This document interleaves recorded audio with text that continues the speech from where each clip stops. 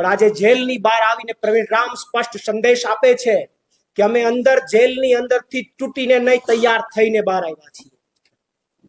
અમે જેલમાંથી અંદરથી માય કાંગલા બનીને નહીં, મજબૂત બનીને બહાર આવ્યા છીએ. અમે જેલમાંથી હારીને નહીં, પણ ગુજરાતના ખેડૂતોને કંઈક આપીને બહાર આવ્યા છીએ. અમે અંદર જેલમાંથી કંઈક ગુમાવીને નહીં, પણ ગુજરાતના ખેડૂતોને કડદા મુદ્દે કંઈક પરિણામ આપીને બહાર આવ્યા છીએ. હું અહીંયાથી એને સ્પષ્ટ સંદેશ આપવા માંગુ છું કે અમે જેલમાંથી બહાર આવ્યા છીએ તો માર્કેટમાંથી ગુમ થવા માટે નહીં, પણ ગર્જના કરવા માટે બહાર આવ્યા છીએ.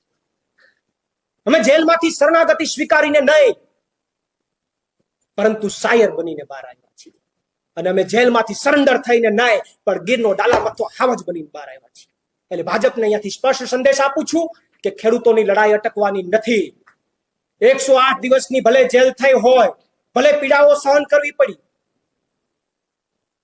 ભલે યાતનાઓ સહન કરવી પડી,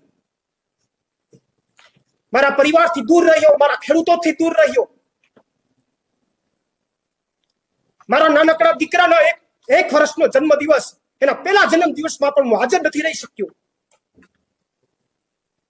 મારા જન્મદિવસમાં હું દૂર રહ્યો, પણ મારી લડાઈ અટકવાની નથી. ખેડૂતો માટેની લડાઈ ચાલુ રહેશે. આ શરીરમાં જ્યાં સુધી પ્રાણ છે ત્યાં સુધી મારી લડાઈ